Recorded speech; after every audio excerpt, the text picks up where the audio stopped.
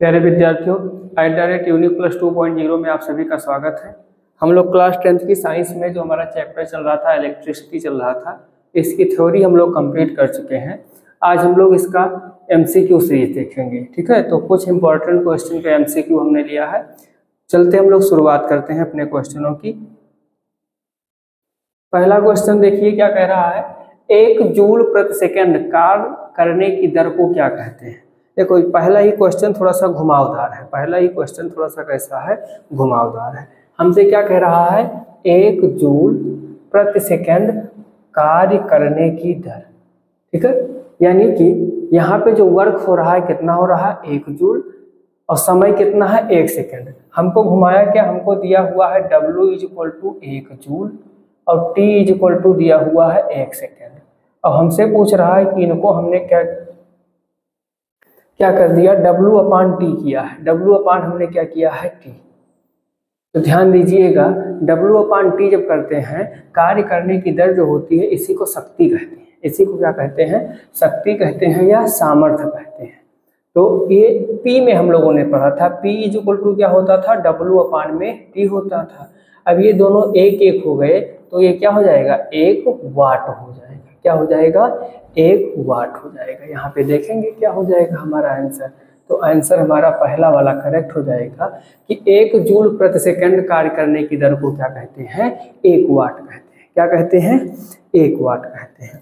अगला क्वेश्चन देखेंगे भाई, क्या है लिखा हुआ है, टंगस्टन धातु का यहाँ होना चाहिए का गलनांक कितना होता है। अब ये जो टंगस्टन है ये यूज कहाँ किया जाता है, तो ये यूज किया जाता है विद्युत बल्ब में। कहाँ यूज किया जाता है, विद्युत बल्ब में। जो पहले के, अब तो LED बल्ब आने लगे, पहले जो सूर्या वाला आता था जिससे येलो लाइट निकलता था, उसमें जो कुंडली बनी होती थी वो टंगस्टन का होता था। किसका होता था, यानी कि जो बल्ब का तंतु होता था, विद्युत बल्ब का, इसको तंतु कहते थे। अंग्रेजी बोले तो इसको फिलामेंट कहते हैं। क्या कहते हैं, फिलामेंट कहते हैं। ये फिलामेंट किससे बना होता था, टंगस्टन से बना होता था। हमसे पूछ रहा है इसका गलनांक कितना होता है, इसका गलनांक कितना होता है। जो टंगस्टन का गलनांक होता है वो कितना होता है, 3000 डिग्री सेंटीग्रेड होता है। कहीं कहीं ये 3200-3400 भी लिखा होगा। तो अगर 3200-3400 के रेंज में आता है, यानी 3000 प्लस आता है, तो आप उस पर ऑप्शन अपना करेक्ट करेंगे, 4000 पे नहीं करेंगे। 3000 प्लस होता है बट 4000 नहीं होता है, ठीक है। तो ये वाला हमारा क्या हो जाएगा, करेक्ट आंसर हो जाएगा। नेक्स्ट क्वेश्चन पर, अगला क्वेश्चन हमसे क्या पूछ रहा है, अगला क्वेश्चन पूछ रहा है, अमीटर से निम्नलिखित में से किसे मापा जाता है। अब जो अमीटर है, ध्यान दीजिएगा, एक होता है अमीटर, एक होता है वोल्ट मीटर। क्या होता है, वोल्ट मीटर। ये दो ऑपरेटर्स हैं जिनकी सहायता से विद्युत परिपथ में हम लोग कुछ मापते हैं।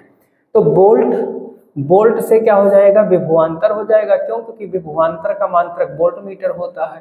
तो हमको पता क्या चल गया कि विभवांतर को वोल्ट मीटर से मापा जाता है। अब बचा क्या हमारा, अमीटर बचा। तो अमीटर से परिपथ में दो ये चीज होता है, या तो विभवांतर चारों ओर फैला होता है या तो धारा फैली होती है। तो इससे क्या नापा जाएगा, धारा नापा जाएगा। तो इस तरीके से जो हमारा करेक्ट आंसर होगा वो क्या हो जाएगा, धारा हो जाएगा। क्या हो जाएगा, धारा हो जाएगा। इस क्वेश्चन का जो करेक्ट आंसर है वो क्या हो जाएगा, धारा हो जाएगा। अगला क्वेश्चन है, 1 मिली एम्पियर, 1 मिली एम्पियर किसके बराबर होता है। ध्यान दीजिएगा, ऐसे मिली एम्पियर लिखा हुआ है, माइक्रो एम्पियर लिखा हुआ है। ये दोनों चीज आपको स्मॉल m और कुल मिलाकर के एम्पियर अगर हम छोड़ दें, स्मॉल m और स्मॉल u लगा हुआ है। तो स्मॉल u को जब चेंज करेंगे तो 10⁻³ हमको आगे लिखना होगा। अब म्यू को जब चेंज करेंगे तो 10⁻�6 लिखना होगा। इसको माइक्रान भी कहते हैं। क्या कहते हैं, माइक्रान कहते हैं या माइक्रो भी कहते हैं। क्या कहते हैं, माइक्रो भी कहते हैं। हमसे पूछ रहा है इसका सब्स्टिट्यूट, तो सब्स्टिट्यूट क्या लगेगा, 10⁻³ लगेगा। इसका मतलब 1 मिली एम्पियर बराबर क्या हो जाएगा, 10⁻³ एम्पियर। क्या हो जाएगा, 10⁻³ एम्पियर आपका करेक्ट आंसर हो जाएगा। ये होगा। नेक्स्ट क्वेश्चन की ओर चलते हैं, बहुत इजी क्वेश्चन है। अगला क्वेश्चन लिखा हुआ है नाइक्रोम। क्या लिखा हुआ है, नाइक्रोम में कौन कौन से तत्व होते हैं। तो सबसे पहले हम लोग जानेंगे ये जो हमारा नाइक्रोम होता है ये कहाँ यूज होता है। हीटर का नाम आपने सुना होगा, विद्युत प्रेस का नाम सुना होगा, इस्त्री जिसे कहते हैं। इन सब में जो कुंडली बनाई जाती है तार की, उस तार की कुंडली जिस पदार्थ से बनी होती है उसी पदार्थ का नाम होता है नाइक्रोम। उसी पदार्थ का क्या नाम होता है? नाइक्रोम। अब ये जो नाइक्रोम होता है ये दो चीजों से मिलकर के बना होता है। एक होता है निकिल जिसको Ni से डिनोट करते हैं, और एक होता है क्रोमियम। क्या होता है? क्रोमियम होता है जिसको Cr से डिनोट करते हैं। तो नाइक्रोम कहाँ लगा होता है? हीटर में लगा होता है, विद्युत प्रेस में लगा होता है, और किससे बना होता है? निकिल तथा क्रोमियम से बना होता है। यानी कि आपका ऑप्शन नंबर ए क्या हो जाएगा? करेक्ट हो जाएगा। ऑप्शन ए आपका क्या हो जाएगा? करेक्ट हो जाएगा। नेक्स्ट क्वेश्चन क्या लिखा हुआ है? नेक्स्ट क्वेश्चन में देखिए, अमीटर से निम्नलिखित में से किसे नापा जाता है? तो ये अभी हम लोग डिस्कस कर चुके हैं, ठीक है। एक क्वेश्चन इस टाइप का मिला है, ज्यादा समय नहीं बर्बाद करेंगे। ये क्या हो जाएगा? धारा हो जाएगा। क्या हो जाएगा? धारा हो जाएगा। अमीटर से किसे मापा जाता है? धारा को मापा जाता है, ठीक। नेक्स्ट क्वेश्चन क्या कह रहा है? विद्युत धारा कितने प्रकार, यहाँ पे होगा की होती है। विद्युत धारा कितने प्रकार की होती है? तो ध्यान दीजिएगा, जो विद्युत धारा होती है ये दो प्रकार की होती है। कितने प्रकार की होती है? दो। कौन कौन सी? एक होती है प्रत्यावर्ती धारा, प्रत्यावर्ती धारा, और एक होती है दिष्ट धारा। पहले इसका आंसर क्लिक कर लेंगे। इसका आंसर क्या हो जाएगा? 2 हो जाएगा। आंसर क्या हो जाएगा? 2 हो जाएगा। उसके बाद इस बारे में थोड़ा सा समझते हैं। हमारे घरों में जो लाइन से यानी कि बिजली की सप्लाई होती है 220 वोल्ट पे, वो जो धारा मिलती है वो प्रत्यावर्ती धारा मिलती है। दिष्ट धारा हमें बैटरी से मिलेगी। किससे मिलेगी? बैटरी से मिलेगी, सेल से मिलेगी। कोई फंक्शन होता है, जनरेटर चलाया जाता है, उस जनरेटर से जो धारा मिलती है वो दिष्ट धारा मिलती है। दोनों में अंतर क्या है? ध्यान से आप सुनिएगा। जितने भी ऑपरेटर सेल से चलते हैं, सेल में क्या होता है? पॉजिटिव और नेगेटिव टर्मिनल फिक्स होते हैं। पॉजिटिव और नेगेटिव टर्मिनल क्या होते हैं? फिक्स होते हैं। मीन्स आप उसका पॉजिटिव सिरा पॉजिटिव की ओर, नेगेटिव सिरा नेगेटिव सिरा की ओर ही लगा सकते हैं, चेंज नहीं कर सकते हैं। तो ऐसी धारा जो फिक्स दिशा में बहती है उसे क्या कहते हैं? दिष्ट धारा कहते हैं। अब ऐसी धारा जिसमें समय परिवर्तन के साथ साथ धारा की दिशा बदलती रहती है।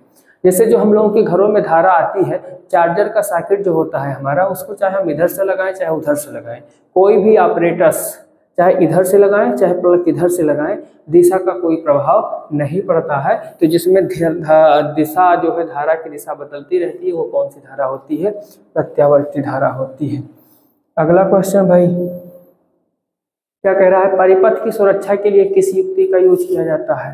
तो सुरक्षा के लिए अब तो भाई MCB लगाई जाती है। पहले क्या लगाया जाता था? फ्यूज लगाया जाता था। क्या लगाया जाता था? फ्यूज लगाया जाता था।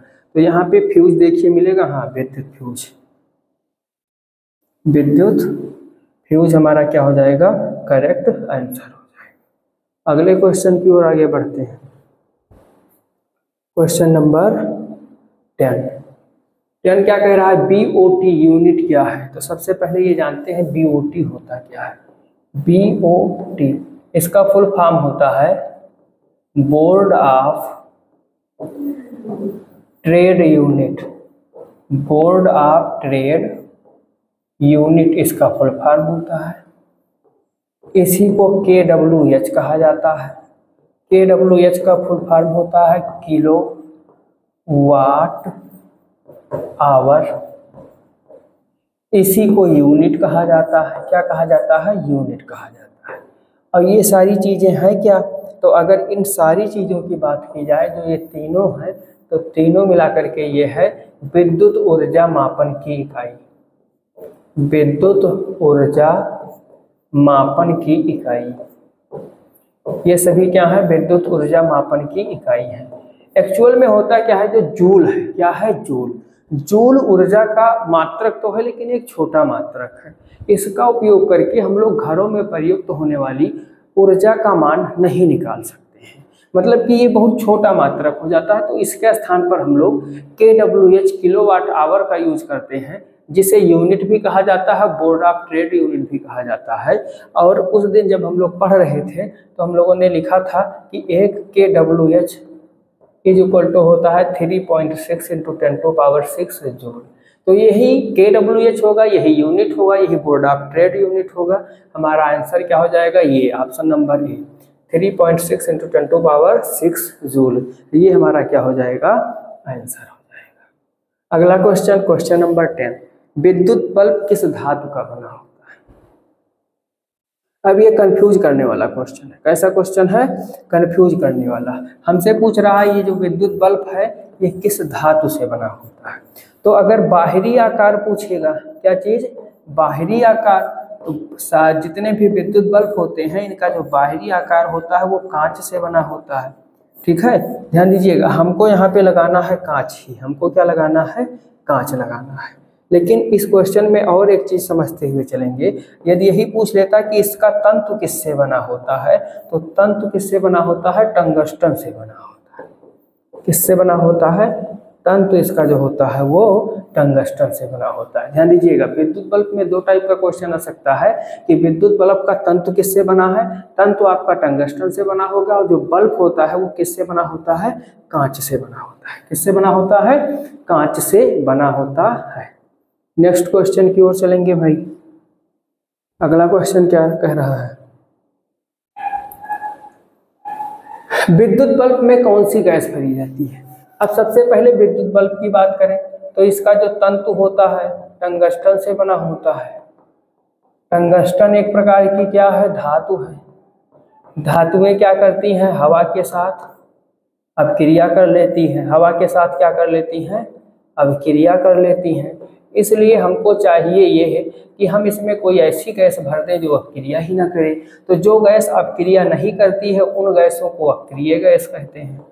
क्या कहते हैं, अक्रिय गैस। अक्रिय, आ माने नहीं, क्रिया माने क्रिया, यानी कि जो अक्रिया नहीं करती है उसको अक्रिय गैस कहते हैं। तो हमारा आंसर क्या हो जाएगा, निष्क्रिय गैस। क्या हो जाएगा, निष्क्रिय गैस।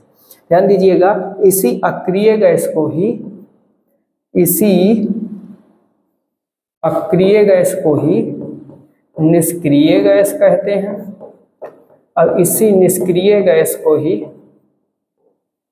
उत्कृष्ट गैस भी कहते हैं। उत्कृष्ट गैस भी कहते हैं। तो ये हमारा आंसर हो जाएगा। नेक्स्ट क्वेश्चन क्या है, तो ये तो भाई ये क्या कहते हैं, डायरेक्ट लर्न करने वाला क्वेश्चन है। मानव शरीर का क्या पूछ रहा है, मानव शरीर का प्रतिरोध कितना होता है। अब जो हमारा शरीर है, हमारे शरीर का रेजिस्टेंस कितना होगा, तो ये वैरी करता है कि शरीर हमारा किस वातावरण में रह रहा है। त्वचा हमारी कैसी है, त्वचा हमारी रूखी है, गीली है, कैसी है। इन सिंपल पे अगर मैं आपको बताने का प्रयास करूं, यदि हम नॉर्मल कंडीशन पे हैं, मीन्स हमारे शरीर में कोई नमी भी नहीं है, हम आराम से खड़े हुए हैं सिंपल वे में, उस टाइम जो हमारे शरीर का रेजिस्टेंस होगा वो कितना होगा, उस टाइम जो रेजिस्टेंस होगा वो कितना होगा, 30,000 ओम होगा। क्या होगा भाई, 30,000 ओम होगा, ये हो जाएगा। इवन अगर हम देखें तो हमारे शरीर का जो रेजिस्टेंस होता है बहुत ज़्यादा, क्या होता है, बहुत ज़्यादा होता है। यही कारण है कि जब कभी करंट हम लोगों को लगती है तो शरीर का टेम्परेचर इतना हाई हो जाता है कि, ध्यान दीजिएगा, ये जो हीट होता है, हीट I² RT के रेशियो में होता है। अब R ज़्यादा है तो हीट क्या हो जाएगी, ज़्यादा हो जाएगी। ठीक है, यानी कि जो हीट होता है ये डायरेक्टली प्रोपोर्शनल R होता है। R का मान ज़्यादा हो जाएगा तो टेम्परेचर ज़्यादा हो जाएगा। इसीलिए करंट लगने से ब्लड जल जाता है। ब्लड क्या होता है, जल जाता है, और व्यक्ति की मृत्यु भी हो सकती है। नेक्स्ट क्वेश्चन, जब हमारा शरीर गीला होता है तब प्रतिरोध कितना होता है। अगर सूखा है तब तो भाई 30,000 होगा। गीला होने पर जब नमी आ जाती है तो शरीर के कंडक्टिविटी में वृद्धि हो जाती है, यानी उसकी सुचालकता बढ़ जाती है। और जब सुचालकता बढ़ जाएगी यानी उसकी कंडक्टिविटी बढ़ जाएगी तो प्रतिरोध कम हो जाएगा। तो कितना कम होता है, बहुत कम हो जाता है, 150 से 200 के बीच में आ जाता है। किसके बीच में आ जाता है, 150 से 200 के बीच में आ जाता है। इस बात का आप लोग ध्यान ध्यान रखेंगे, इसको रट लीजिएगा, कोई विशेष इंपॉर्टेंस नहीं है। नेक्स्ट क्वेश्चन देखिए, ये ज़्यादा कुछ इंपॉर्टेंट है। निम्नलिखित में से कौन सा पदार्थ विद्युत का सुचालक है? तो ध्यान से सुनिएगा। जो पदार्थ होते हैं एक सुचालक होते हैं और एक कुचालक होता है। एक क्या होता है? कुचालक होता है। एक होता है अर्धचालक। एक क्या होता है? अर्धचालक। अब इनके बारे में एक एक लाइन समझ लेंगे। सुचालक क्या होते हैं? जिसमें आसानी से विद्युत प्रवाहित हो, जिसमें आसानी से विद्युत प्रवाहित हो, विद्युत प्रवाहित हो। इसका एग्जाम्पल है सभी धातुएं, सभी धातुएं जिसमें आसानी से, जिसमें विद्युत ना प्रवाहित होती हो, जिसमें विद्युत ना प्रवाहित होती हो, प्रवाहित होती हो, जैसे अधातुएं, अधातुएं। लेकिन इसमें एक अधातु है जिसका नाम है ग्रेफाइट, इसको छोड़ दिया जाए। क्यों? क्योंकि ग्रेफाइट में विद्युत धारा प्रवाहित होती है। ग्रेफाइट क्या है? तो ग्रेफाइट जो है वो सुचालक है। वो क्या है? सुचालक है। अर्धचालक प्रवाहित भी हो और ना भी प्रवाहित हो, यानी टर्म और कंडीशन की बात आ जाए तो उसे क्या कहेंगे? अर्धचालक कहेंगे। उसे क्या कहेंगे? अर्धचालक। अब यहाँ आंसर चेक कर लेते हैं। हमसे क्या कह रहा है कि कौन सा पदार्थ सुचालक है? सल्फर, क्लोरीन, ग्रेफाइट, आयोडीन, सब के सब अधातु लिखे हुए हैं। लेकिन अधातु में हमने आपको क्या बताया कि ये जो ग्रेफाइट होती है ये क्या होती है? सुचालक होती है। क्या होती है? सुचालक होती है। ग्रेफाइट जो है वो कार्बन का एक अपर रूप है। ग्रेफाइट क्या है? कार्बन का अपर रूप, पेंसिल की लीड पे लगा रहता है। नेक्स्ट क्वेश्चन, अमीटर का प्रतिरोध कैसा होता है? तो अमीटर की जब भी बात आएगी हम लोग वोल्ट मीटर भी सीखेंगे। वोल्ट मीटर, ध्यान दीजिएगा। अमीटर का प्रतिरोध नगण्य होना चाहिए, यानी कि बहुत कम होना चाहिए, बहुत कम। इवन एक आदर्श अमीटर है। क्या है? आदर्श अमीटर। तो आदर्श अमीटर का प्रतिरोध क्या होना चाहिए? शून्य होना चाहिए। अब बात कर लेते हैं वोल्ट मीटर की। वोल्ट मीटर का प्रतिरोध अधिक होना चाहिए। क्या होना चाहिए? अधिक होना चाहिए। अब अगर हमारा वोल्ट मीटर कैसा है? आदर्श है। आदर्श होने पर इसका प्रतिरोध कैसा होना चाहिए? अनंत होना चाहिए। तो यदि आपके पेपर में आ जाए कि आदर्श अमीटर का प्रतिरोध क्या होगा तो आपका आंसर क्या होगा? 0। अब यदि आपके पेपर में प्रश्न आ जाए कि आदर्श अमीटर का प्रतिरोध क्या होगा, ध्यान से सुनिएगा, ये इंपॉर्टेंट चीज है, नोट कर लीजिए। क्या नोट करना है? आदर्श अमीटर का प्रतिरोध पेपर में एमसीक्यू में पूछा जा सकता है। आदर्श वोल्ट मीटर का प्रतिरोध, आदर्श वोल्ट मीटर का प्रतिरोध।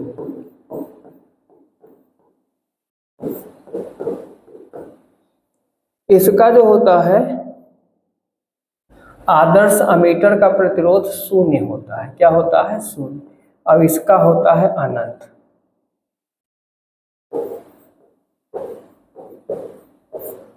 इन्फिनिटी 0। ये आपको याद रखना है। आदर्श अमीटर का प्रतिरोध क्या होगा? शून्य होगा। और आदर्श वोल्ट मीटर का प्रतिरोध क्या होगा? 0 होगा। ये आपको याद रखना है, एमसीक्यू में आपसे पूछा जा सकता है। अब यहाँ पे हमारा क्वेश्चन क्या था? हमसे पूछ रहा था कि आदर्श अमीटर का अमीटर का प्रतिरोध कैसा होता है? तो छोटा, बड़ा, बहुत छोटा। बहुत छोटा होगा। क्या होगा? बहुत छोटा हमारा करेक्ट आंसर हो जाएगा। नेक्स्ट क्वेश्चन, रिओस्टेट का उद्देश्य क्या है? रिओस्टेट का मतलब ये होता है, जैसे एक सेकेंड, कभी कभी आपने देखा पहले जो फोन्स आते थे बैटरी बाहर निकलती थी, तो कभी कभी क्या होता था, लाइट कई दिनों की वजह से ना आने की वजह से बैटरी जो है माइनस में चली जाती थी। जब माइनस में चली जाती थी तो उसको लेकर के जाते थे, उसके दोनों पिनों पर डायरेक्ट करंट पहुंचाते थे। इसी प्रोसेस को रिओस्टेट कहते हैं।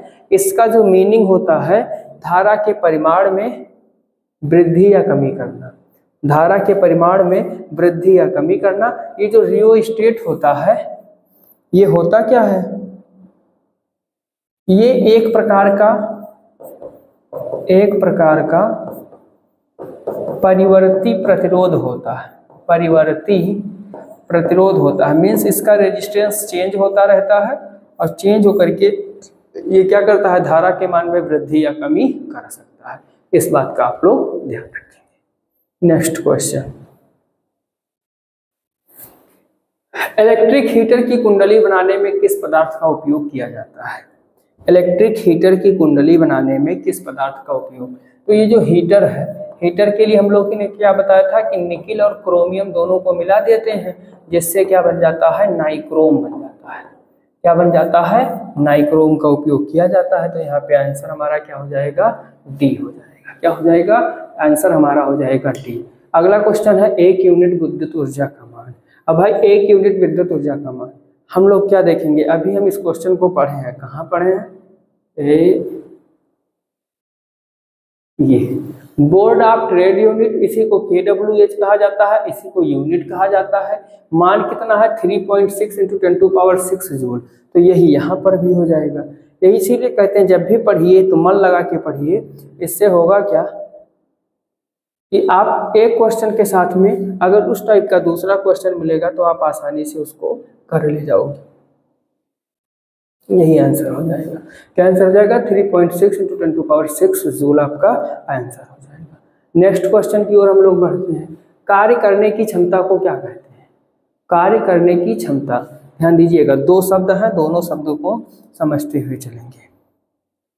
एक है कार्य करने की क्षमता और एक होती है कार्य करने की दर। कार्य करने की दर,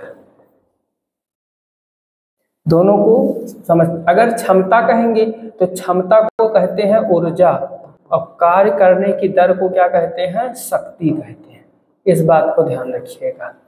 इसका मात्रक वाट होता है और ऊर्जा का मात्रक जूल होता है।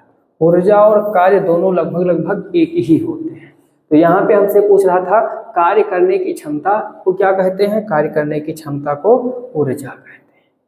कार्य करने की क्षमता को क्या कहते हैं, ऊर्जा कहते हैं। 6-7 ईयर्थ में आपने डेफिनेशन पढ़ी होगी, efficiency of working is known as energy. कार्य करने की क्षमता को हम लोग क्या कहते हैं, ऊर्जा कहते हैं। अगला क्वेश्चन है, एक कूलाम विद्युत आवेश कितने इलेक्ट्रॉनों में समाये आवेश के तुल्य होता है? इसके लिए भाई हमने आपको एक क्वेश्चन पर्टिकुलर कराया था। क्या कराया था कि एक कूलाम आवेश में कितने इलेक्ट्रॉन होते हैं, में कितने इलेक्ट्रॉन होते हैं। कर लेते हैं, 1 सेकंड लगेगा। हम लोगों ने एक फार्मूला पढ़ा है, Q = Ne। तो यहाँ से N क्या हो जाएगा, Q/E। Q का मान 1 कूलाम है, E का मान होता है 1.6 × 10⁻⁹ कूलाम होता है। इसको ऊपर लेकर के जाएंगे, ये हो जाएगा 10/16 और ये हो जाएगा 10⁻19। इसको बना लेंगे क्या, 100/16 और 10⁻18। इसको जब डिवाइड करेंगे तो 16 6 जा 96 होता है। ये आएगा 6.25 × 10⁻18 इलेक्ट्रॉन्स। ठीक, तो कितने इलेक्ट्रॉन के बराबर हो जाएगा, 6.25 × 10⁻18 इलेक्ट्रॉन। यानी कि ऑप्शन नंबर बी हमारा क्या हो जाएगा, करेक्ट आंसर हो जाएगा। इस क्वेश्चन का जो आंसर होगा क्या हो जाएगा, ऑप्शन नंबर बी हो जाएगा करेक्ट आंसर। ठीक है, नेक्स्ट क्वेश्चन की ओर हम लोग आगे बढ़ते हैं। क्वेश्चन नंबर 21, एक एमीटर का परिसर रेंज दिया हुआ 0.3 एम्पियर है और इस एमीटर के स्केल पर डिवीजनों की संख्या 30 है। तो इस एमीटर का मापांक ज्ञात कीजिए, लीस्ट काउंट क्या है। चलो देखते हैं भाई क्या क्या दिया हुआ है, कैसे इसको सॉल्व करेंगे। कोई एमीटर है और इसकी रेंज दी हुई है 0.3 एम्पियर। इसमें कितने खाने हैं, टोटल डिवीजन कितना है, डिवीजन से =30 दिया हुआ है। पूछ रहा है कि इसका कम से कम मान क्या होगा। अब आप ही बताइए इस क्वेश्चन को हम कैसे लगाएंगे। मान लेते हैं ये मान लीजिए ये कोई एमीटर है, इस पे ऐसे ऐसे ऐसे टोटल खाने कितने बने हुए हैं 30 खाने बने हुए हैं। कितने खाने हैं 30 खाने हैं। इस पूरे की रेंज है 0.3। अब हमसे पूछ रहा है एक खाने का मान बताओ। किसका पूछ रहा है कि एक खाने का मान होगा। अब ये सवाल कितना आसान हो गया भाई। पूरे 30 की वैल्यू है कितना 30 खाने की वैल्यू है 0.3। हमसे एक की पूछ रहा है। एक के लिए क्या करेंगे इसको डिवाइड कर देंगे, हटाएंगे ये 300 हो गया। तो 1 की वैल्यू क्या हो गया 3/300 काट दीजिए 100 हो गया 1/100। इसको लिखोगे तो क्या हो जाएगा 0.01। क्या हो जाएगा 0.01। मीन्स एक खाने की वैल्यू अगर 30 खाने की वैल्यू 0.3 है तो एक खाने की वैल्यू यानी एक डिवीजन इज इक्वल टू क्या हो जाएगा 0.01 हो जाएगा। बस यही आपका आंसर हो जाएगा। यही आपका क्या हो जाएगा आंसर हो जाएगा। अगर इस टाइप का क्वेश्चन आता है तो आपको घबराना नहीं है। क्या करना है आप वो दिया हुआ है, हम मान लेंगे कि 30 खाने इस पर पहले से ही बना दिए गए हैं। अब 30 खानों की संख्या 0.3 दी हुई है। एक खाने की संख्या आपको ऐसे लगाना है 10 पेन का मूल्य 3 रुपीज है तो एक पेन का मूल्य तो आप क्या करेंगे 3/10 ही तो करेंगे। सेम ऐसे 30 की वैल्यू 0.3 थी तो हम लोगों ने क्या किया 1 की वैल्यू निकाला। 1 की वैल्यू 0.3/30 हुई जो कि 3/100 हो गई। काटे पीटे 1/100 मिला, डिवाइड किए तो 0.01 मिला। वही हमारा क्या हो गया आंसर हो गया। नेक्स्ट क्वेश्चन की ओर आगे बढ़ते हैं। नेक्स्ट क्वेश्चन क्या कह रहा है विद्युत आवेश का यसाई मात्रक। विद्युत आवेश, तो विद्युत आवेश का जो यसाई मात्रक होता है वो होता है कूलम। वो क्या होता है कूलम। यहाँ पे कुछ और राशियां लिखी हुई हैं और सबके मात्रक लिखे हुए हैं। तो मात्रक लिखा हुआ है, राशि का हम नाम लिखे दे रहे हैं। जैसे जो वोल्ट है ये विभवांतर का मात्रक होता है। किसका विभवांतर का। ओम जो है ये प्रतिरोध का है। ओम जो है खांसी थोड़ा आ रही है इस पे आप लोग मत ध्यान दीजिएगा, प्रतिरोध का है। एम्पियर जो है ये किसका है विद्युत धारा का है। विद्युत धारा का है।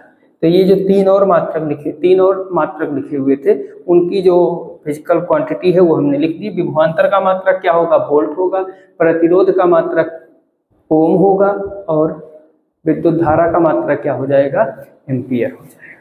नेक्स्ट क्वेश्चन की ओर आगे बढ़ते हैं। क्वेश्चन नंबर 23 अकेले लिखी हुई हैं ये महोदय। क्या लिखा हुआ है अतिभारण के समय विद्युत परिपथ में विद्युत धारा का मान अतिभारण। क्या लिखा हुआ है अतिभारण यानी कि जब लोड बढ़ जाता है क्या हो जाता है लोड बढ़ जाता है। तो लोड बढ़ने पर परिपथ में धारा का मान क्या हो जाता है। लोड बढ़ने पर परिपथ में धारा का मान क्या हो जाता है। आप ही जानते हैं कि जब कहीं भी लोड बढ़ जाएगा तो धारा का मान क्या हो जाता है ओवरलोड हो जाता है। ओवरलोड होने पर जिनके घरों पे इन्वर्टर लगा होगा उन्होंने देखा होगा जब ओवरलोड हो जाता है तो वो अपने आप करंट देना क्या होता है बंद कर देता है। मीन्स उस परिपथ में धारा का मान क्या हो जाता है कम हो जाता है। धारा का मान क्या हो जाता है कम हो जाता है। यानी कि जितनी धारा दी जा रही थी उससे ज्यादा आप काम लेना शुरू कर दिए तो क्या हो जाएगी धारा का मान परिपथ में धीरे धीरे क्षीण होने लगेगा। नेक्स्ट क्वेश्चन की ओर आगे बढ़ते हैं। किस उपकरण में धन और ऋण का चिन्ह नहीं होता है। बहुत बढ़िया क्वेश्चन है, मोस्ट इंपॉर्टेंट अगर मेरे हिसाब से कहा जाए तो ये है। हमारे पास उपकरण दिए हुए हैं अमीटर है, वोल्ट मीटर है, कुंडली है, विद्युत सेल है। सबसे पहले नीचे से शुरुआत करते हैं विद्युत सेल। विद्युत सेल ऐसे ऐसे बनाया जाता है, ये सिरा प्लस ये सिरा माइनस ये भी हो गया। अमीटर में भी दो टर्मिनल होते हैं, अमीटर में भी क्या होते हैं दो टर्मिनल होते हैं। वोल्ट मीटर में भी दो टर्मिनल होता है, वोल्ट मीटर में भी क्या होता है दो टर्मिनल होता है। तो इस तरीके से बचा क्या कुंडली।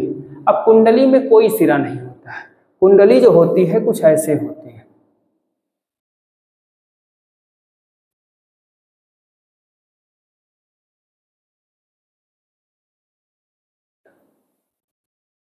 इसका चाहे ये वाला सिरा पॉजिटिव से जोड़े चाहे ये वाला सिरा पॉजिटिव से जोड़े कोई दिक्कत नहीं है।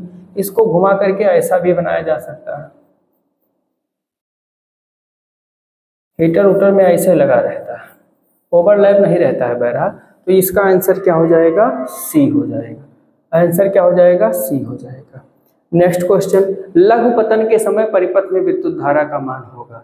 जब सर्किट शॉर्ट हो जाए, सर्किट क्या हो जाए, शॉर्ट हो जाए, तो पहली बात तो ये दोनों आंसर नहीं होंगे। क्यों? क्योंकि इसमें न्यूमेरिकल वैल्यू दी हुई है। भाई जब सवाल में कोई वैल्यू नहीं है तो वैल्यू कैसे आ जाएगी। अब होता है बहुत अधिक बहुत कम। तो लघुपतन के समय जब सर्किट शॉर्ट हो जाती है, शॉर्ट होने पर क्या होती है, समस्त धाराएं आकर के एक बिंदु पर मिलने लगती हैं, जिससे उस परिपथ में धारा का मान बहुत अधिक हो जाता है। परिपथ में धारा का मान बहुत अधिक हो जाता है। कभी कभी शॉर्ट सर्किट से आग लगने का चांस भी बढ़ जाता है। अगला क्वेश्चन क्या कह रहा है, किसी बल्ब से 220 वोल्ट पर 2 एम्पीयर की धारा प्रवाहित होती है, फिलामेंट का प्रतिरोध क्या होगा। बढ़िया क्वेश्चन है। B इक्वल टू क्या दिया हुआ है, 220 वोल्ट दिया हुआ है, I इक्वल टू 2 एम्पीयर दिया हुआ है। अब हम अगर R निकालें तो ओम के नियम से B बराबर क्या होता है, RI होता है। R इक्वल टू क्या हो जाएगा, B अपान I। ये हो गया 2 2 0 अपान में 2, इसको काटेंगे तो कितना आ जाएगा, 110। तो R का मान कितना आया, 110 ओम आया। देखेंगे कौन सा ऑप्शन, तो ऑप्शन नंबर बी दिया हुआ है। यानी इस क्वेश्चन का आंसर क्या हो जाएगा, 110 ओम हो जाएगा। ठीक है, अगला क्वेश्चन देखते हैं क्या दिया हुआ है। एक विद्युत हीटर की कुंडली जिसका प्रतिरोध 55 ओम है। कोई कुंडली है जिसका प्रतिरोध क्या दिया हुआ है, 55 ओम दिया हुआ है। फिर क्या कह रहे हैं, 220 वोल्ट के स्रोतों से विद्युत धारा लेगी। B बराबर क्या दिया हुआ है, 220 वोल्ट। निकालना क्या है, हमारे ख्याल से I निकालना होगा। धारा लेगी उसका मान क्या होगा, तो इसमें भी ओम का नियम लगाइए। B equal to RI, I equal to क्या हो जाएगा, B अपान में R हो जाएगा। ये 2 2 0 है, ये 5 5 है। इसको जब काटेंगे तो 55 1 जा 55, 55 4 जा क्या हो जाएगा, 220। I इक्वल टू मिल जाएगा 2 एम्पियर। क्या मिलेगा, I इक्वल टू 2 नहीं 4 एम्पियर। 4 टाइम काटे हैं ना, तो ये क्या हो जाएगा, 4 एम्पियर हो जाएगा। ऑप्शन नंबर ए क्या हो जाएगा, करेक्ट आंसर हो जाएगा। नेक्स्ट क्वेश्चन की ओर आगे बढ़ते हैं।